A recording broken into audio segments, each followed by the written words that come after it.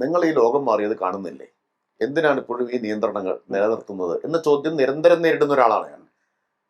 ഈ മാറിയ സാമൂഹ്യ യാഥാർത്ഥ്യങ്ങളെ കാണാനോ അതിനെ അഭിസംബോധന ചെയ്യാനോ എന്തുകൊണ്ട് ധൈര്യം കാണിക്കുന്നില്ല, നിങ്ങൾക്ക് അതിനുള്ള ധൈര്യം ഉണ്ടായിട്ടില്ല എന്ന വിമർശനം നേരിടുന്ന ഒരാളാണ്, നിരന്തരം നേരിടുന്ന ഒരാളാണ്. എന്നാൽ അതേസമയം വേറൊരു സാമൂഹ്യ യാഥാർത്ഥ്യം കൂടി കേരളത്തിലുണ്ട്. നിരോധിക്കണമെന്നോ അല്ലെങ്കിൽ നിയന്ത്രണങ്ങൾ കടുപ്പിക്കണമെന്നോ വാദിക്കുന്ന ഒരു പ്രബല വിഭാഗമുണ്ട്. സർക്കാർ ചെയ്തിട്ടുള്ളത് എന്താ, ഈ രണ്ട് യാഥാർത്ഥ്യങ്ങളും കണക്കിലെടുത്തുകൊണ്ട് മാറുന്ന ലോകത്തിനും മാറുന്ന കേരളത്തിലെ സാമൂഹ്യ യാഥാർത്ഥ്യങ്ങൾ കൂടി പരിഗണിച്ചുകൊണ്ട് പരിഷ്കരിക്കാനാണ്, മദ്യനയത്തെ അതിനോടുള്ള സമീപനത്തേക്ക് പരിഷ്കരിക്കാനാണ് ഗവൺമെന്റ് ശ്രമിച്ചിട്ടുള്ളത്. ഒറ്റയടിക്ക് നിയന്ത്രണങ്ങൾ മുഴുവൻ ഇല്ലാതാക്കിയിട്ടില്ല, അങ്ങനെ സാധ്യവുമല്ല. എന്നാൽ ചില കാര്യത്തിനുള്ള ചില ഇളവുകൾ, ഇപ്പോൾ ശ്രീലാൽ ഇവിടെ പറഞ്ഞു ബാർ സമയം നീട്ടിയതിനെ കുറിച്ച്. യഥാർത്ഥത്തിൽ ടൂറിസം ഡെസ്റ്റിനേഷനുകളിൽ നേരത്തെയുള്ള സമയമാണിത്, 10 to 12. അത് മറ്റ് പ്രദേശങ്ങൾ കൂടി ബാധകമാക്കി. ഇനി വേറൊരർത്ഥത്തിൽ എന്താ ചെയ്തതെന്നറിയോ, ഇന്ത്യയിൽ എല്ലായിടത്തും ഉള്ള സമയക്രമം കേരളത്തിലും വന്നു എന്ന് പറയുന്നതാണ് ശരി.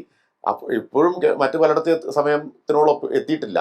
ഇപ്പോൾ ബാംഗ്ലൂരിൽ 9 to പുലർച്ചെ 1 രാവിലെ 9 മണിക്ക് തുടങ്ങിയ 1 മണി വരെയാണ്. അത് മഹാകേമാണെന്നും ഗംഭീരാണെന്നും പറയുന്നവർ തന്നെയാണ് ഇവിടെ മഹാ അന്യായമാണ് ചെയ്യുന്നത് എന്ന് പറയുന്നത്. തമിഴ്നാട്ടിൽ 5 star ഹോട്ടൽ 24/7 ആണ്. പിന്നെ ഈ ദക്ഷിണേന്ത്യ ആകെ എടുത്താൽ ഏറ്റവും ഉയർന്ന ലൈസൻസ് ഫീസ് നമ്മളാണ് ഈടാക്കുന്നത്. ഇതൊരു ഇൻഡസ്ട്രിയും കൂടിയാണ്.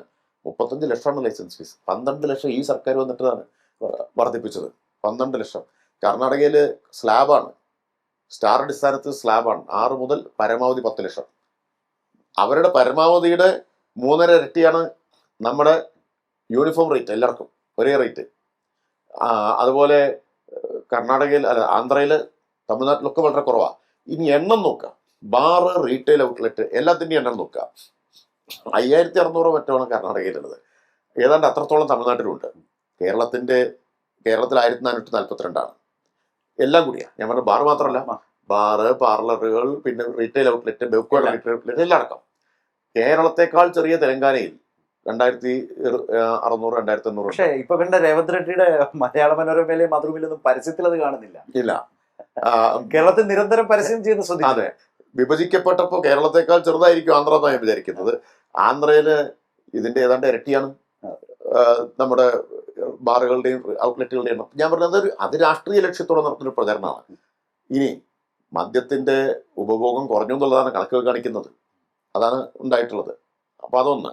മയക്കുമരുന്നിനെതിരായിട്ടുള്ള പോരാട്ടത്തിൽ നമുക്ക് വലിയ വിജയം കൈവരിക്കാൻ കഴിഞ്ഞിട്ടുണ്ട്. പൂർണ്ണമായും ഞാൻ അവകാശപ്പെടില്ല.